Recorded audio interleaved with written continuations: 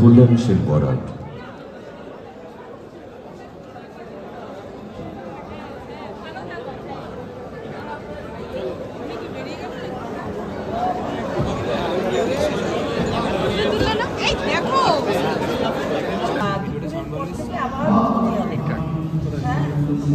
ওই দেখে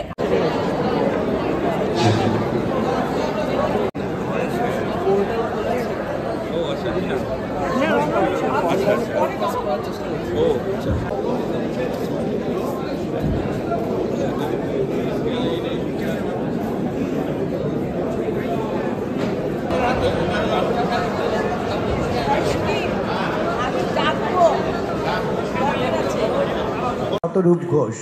সবার শেষে বলার একটা সুবিধা হচ্ছে, আমার আগে যারাই বলেছেন তারা যা যা কথা বলেছেন এগুলো আমার আগে থেকে জানা থাক বা না থাক, আমার এগুলো আগে থেকে ভাবা থাক বা না থাক, আমি যদি এখানে দাঁড়িয়ে আপনাদেরকে বলি যে আমারও ওগুলোই বলার ইচ্ছা ছিল, আমার আগে ওনারা বলে দিয়েছেন তাই আমি আর বলছি না, আমাকে বিশ্বাস করা ছাড়া আপনাদের কাছে এমনিও কোনো উপায় থাকবে না।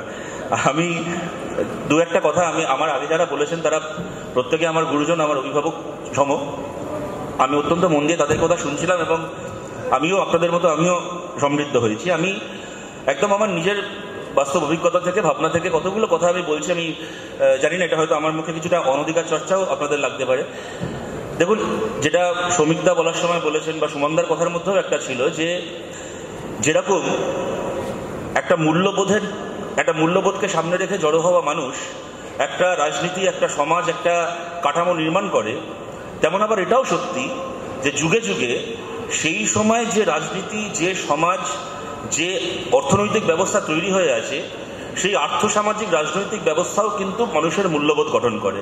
সুতরাং এটা কিছুটা ওই ডিম আগে আসে না মুরগি আগে আসার মতো ব্যাপার। আমার মূল্যবোধ খুব ভালো হলে নতুন একটা ব্যবস্থা তৈরি হবে, এটা যেমন সত্যি, তেমন আবার কায়েমি ব্যবস্থার মধ্যে কায়েমি যে মূল্যবোধ, সেখান থেকে কয়েক পা কীভাবে এগোনো যাবে, এই লড়াইটা হয়তো ততটাই কঠিন। আমি আপনাদেরকে একটা উদাহরণ দিচ্ছি। আপনারা সবাই জানেন ঘটনাটা, বছর দুয়েক আগে কে আমাদের অনেকের খুব প্রিয় শিল্পী, তিনি কলকাতায় একটা অনুষ্ঠান করতে আসেন এবং উনি মারা যান। এখানে অনুষ্ঠান করার সময় কার্যত নজরুল মঞ্চে মারা যান। এখন কথাটা আমি এই কারণে বলছি, এবার নিশ্চিতভাবে কেকের মারা যাওয়ার পেছনে আরও অনেক কারণ পরবর্তীকালে জানা গেল। ওনার হার্টের অবস্থা খারাপ ছিল, হয়তো উনি কিছুটা নেগলেক্ট করেছিলেন ইত্যাদি, সব সত্যি। কিন্তু তার বাইরেও একটা কারণ আপনারা সবাই জানেন, সেই সময় আলোচনা হয়েছিল, ওটা একটা কলেজের ফেস্ট ছিল। ফেস্টটা যারা অর্গানাইজ করেছে তারা কিন্তু প্রত্যেকে কলেজ ছাত্র, 17, 18, 19, 20 বছর এরকম বয়স তাদের। কলেজের ছেলেমেয়েরা একটা ফেস্ট অর্গানাইজ করেছে নজরুল মঞ্চে, 2500 মতো সেখানে হচ্ছে লোক বসার ব্যবস্থা রয়েছে, এবং সেটা শুধুমাত্র কলেজের যারা ছাত্র তাদের জন্য, বাইরের লোকেদের জন্য নয়। পাস ছাপিয়ে, টিকিট ছাপিয়ে 7,000 টাকা, 8,000 টাকা, 10,000 টাকায় সেগুলো বিক্রি করে 2500-এর অডিটোরিয়ামে মোটামুটি 7,000-7,500 লোককে জড়ো করে নজরুল মঞ্চটাকে একটা গ্যাস চেম্বার বানানো হলো, এবং তারপরে যে পরিণতি হলো। আমি আবার বলছি, আমার কথাকে ভুল বুঝবেন না, আমি বলছি না যে 7,500-এর বদলে 2,500 লোক থাকলে এই দুর্ঘটনা ঘটতো না, সেটা একটা অন্য প্রসঙ্গ। কিন্তু এইটাও যে হয়েছিল এটা বাস্তব, আপনারা সবাই জানেন, শোনেন, পড়েছেন। কথাটা আমি এই কারণে বলছি, ধরুন এই কাজটা করলো কারা? সুমনদা একটা কথা বলার সময় অত্যন্ত গুরুত্বপূর্ণ কথা বলেছেন, মানে উনি ওনার মতো করে যে বুড়ো হাবড়াদেরকে বলে কিছু হয় না, কম বয়স থেকে মূল্যবোধ জারিত হয়। এখন এই কাজটা যারা করলো, যারা জাল পাস শেপে বিক্রি করলো, তারা কিন্তু কেউ, এটা আমার ভাষা নয়, এটা সুমনদার কথাতেও ধরুন, এটা বুড়ো হাবড়া নয়, তারা একেবারে তরুণ, মানে যুবক বললেও বেশি বলা হয়, তারা কলেজ ছাত্র।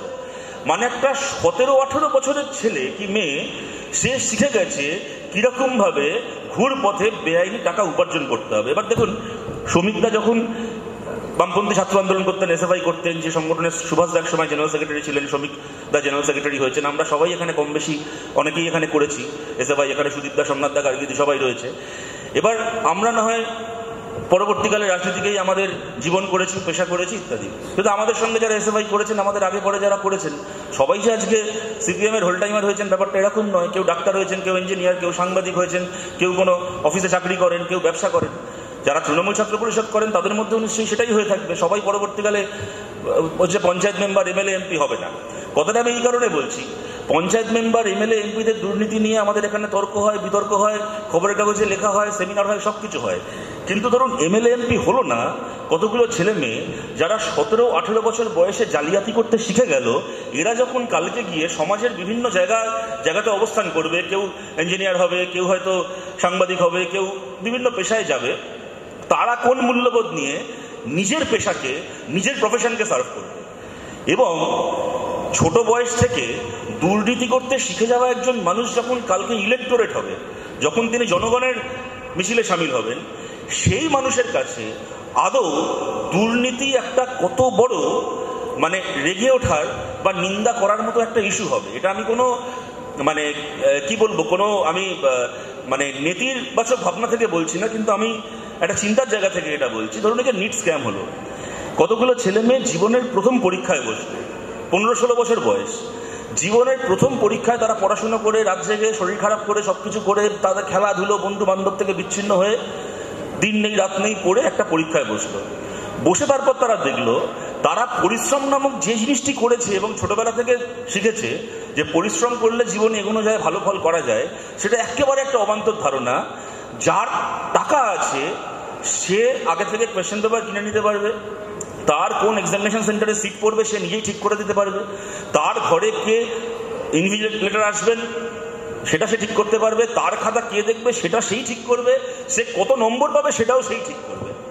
এইবার পরিশ্রম করে পড়াশুনো করে যদি নিটে ভালো রেজাল্ট করেও একটা ছেলে কালকে ডাক্তার হয়, কথাটা আমার বলতে খুব আনন্দ হচ্ছে না, কিন্তু আমি একটা আশঙ্কার জায়গা থেকেই বলছি, যদি আমার আশঙ্কা ভুল হয় তো খুবই ভালো কথা সেটা। তাহলে সে ডাক্তারিটাই বা কোন মূল্যবোধ নিয়ে করবে যদি এই সমাজ তাকে 16-17 বছর বয়সে কি 15 বছর বয়সে তার যাকে বলে এই স্কুলিংটা করে দেয় যে দুর্নীতিটাই হচ্ছে, ঘুরপথে কাজ করাটাই হচ্ছে সফল হওয়ার একমাত্র উপায়।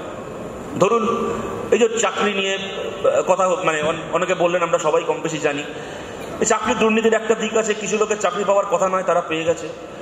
একটা দিক রয়েছে কিছু লোকের চাকরি পাওয়ার কথা যাদের, তারা রাস্তায় বসে আছে।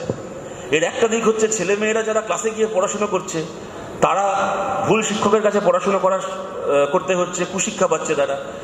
আর একটা দিক আপনাদেরকে ভেবে দেখার জন্য অনুরোধ করছি।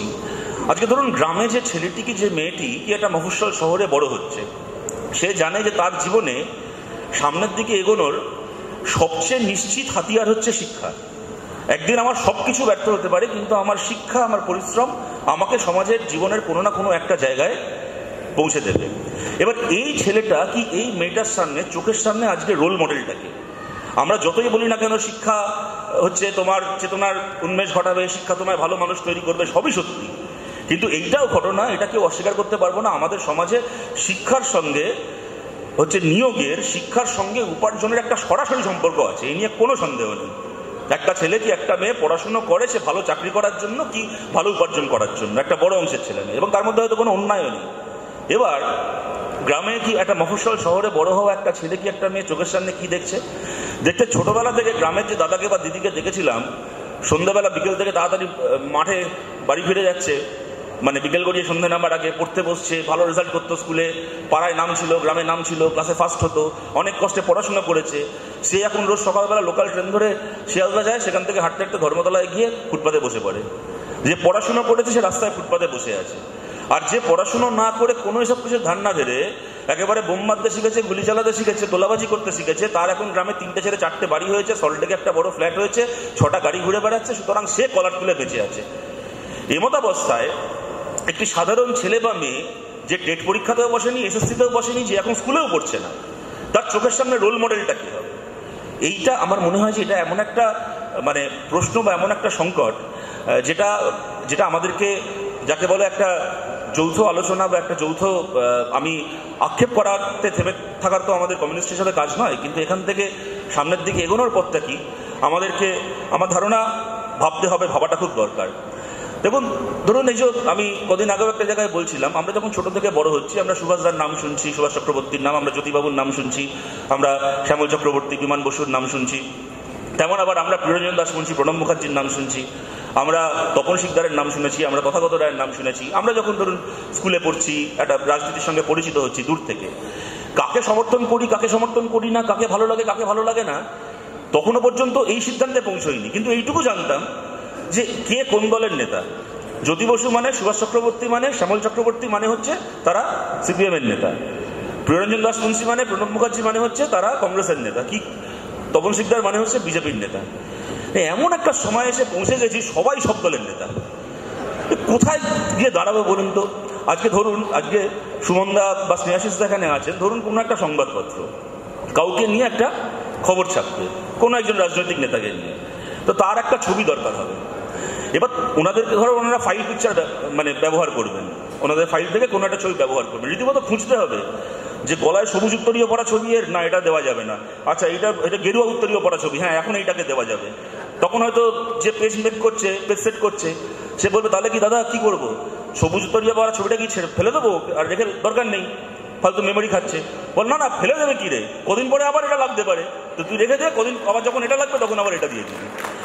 আমি বলছি এই যে একটা সময় আমরা এসে পৌঁছেছি, এটা কেন হয়? আমি আপনারা উদাহরণ দিচ্ছি, আপনাদেরও মনে থাকবে, একজন আমাদের কেন্দ্রের মন্ত্রী ছিলেন আমাদের রাজ্য থেকেই, বাবুল সুপ্রিয়, তিনি ঠিক করলেন দল পাল্টাবেন, অন্য একটা দলে যোগ দেবেন। এবার সাংবাদিকরা প্রশ্ন করছেন যে আপনি কেন দল পাল্টাচ্ছেন? আরে এটা মিথ্যে মিথ্যে বানিয়ে বানিয়ে বল যে দলে থেকে কাজ করতে পারছি না, দম আটকে আসছে, শরীর খারাপ লাগছে, ভালো করে কাজ করবো বলে, উন্নয়ন করবো বলে সামিল হয়েছি।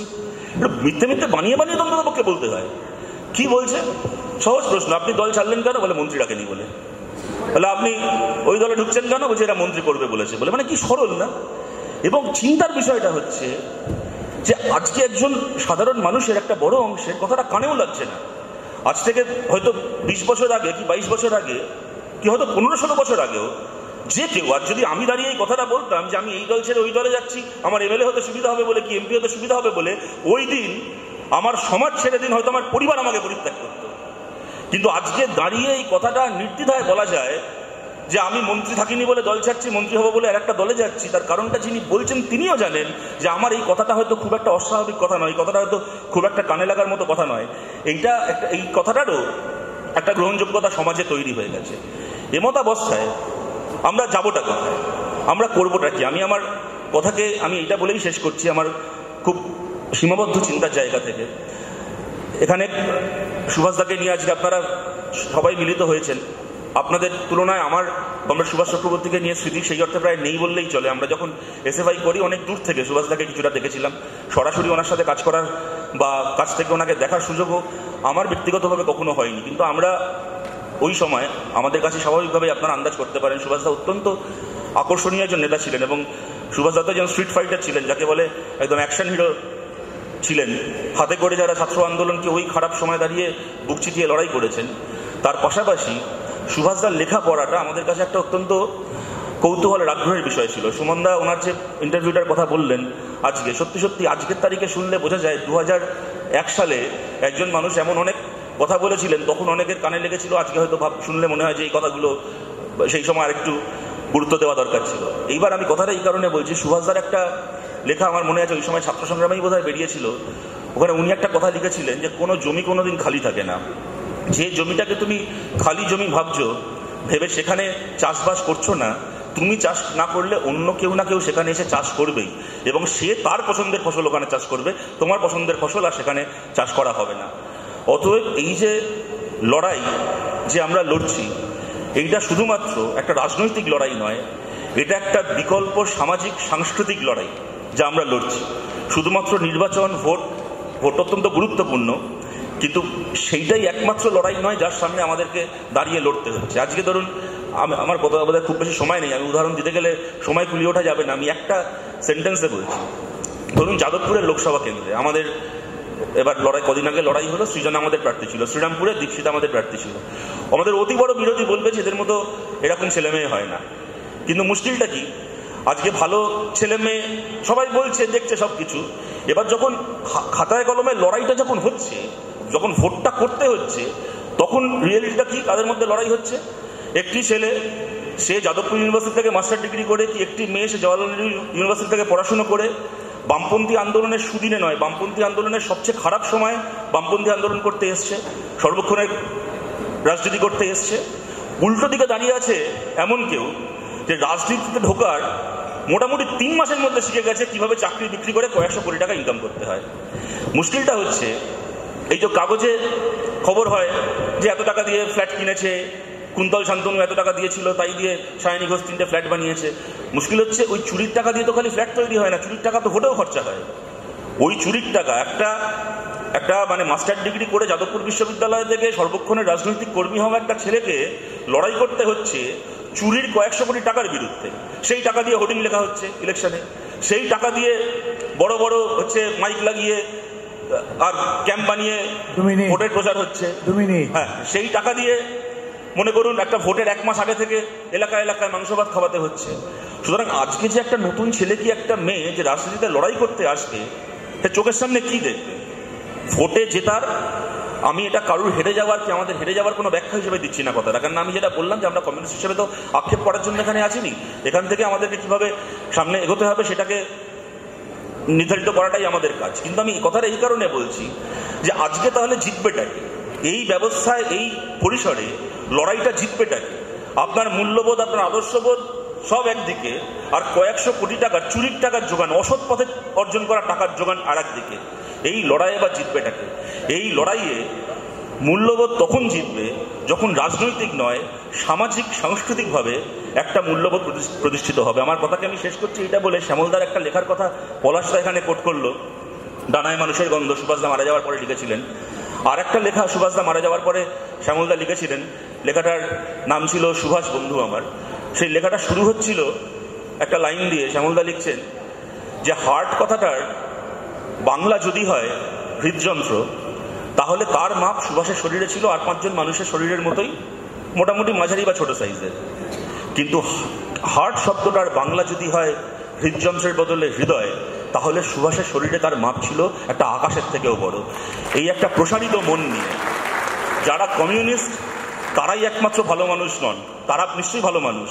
যারা বামপন্থী তারাই একমাত্র ভালো মানুষ নয়, কমিউনিস্টদের বাইরেও আরো বহু মানুষ আছেন সমাজে যারা ভালো মানুষ, যারা প্রগতিশীল মানুষ, যারা সঠিক মূল্যবোধের মানুষ। এই সমস্ত মানুষের সঙ্গে আকাশের চেয়ে বড় হৃদয় নিয়ে বন্ধুরা স্থাপন করে যদি একটা নতুন মূল্যবোধ, কাজটা খুব একটা সহজ নয়, কিন্তু সাংস্কৃতিক সামাজিক যাবতীয় লড়াই করে একটা নতুন মূল্যবোধের একটা জমি কর্ষণ আমরা করতে পারি, নিশ্চয়ই সেই মূল্যবোধের জমিতে মূল্যবোধের রাজনীতির সোনার ফসলও ফলবে। অনেক ধন্যবাদ। সুভাষদার অমলিন স্মৃতির প্রতি আমার লাখো লালসা।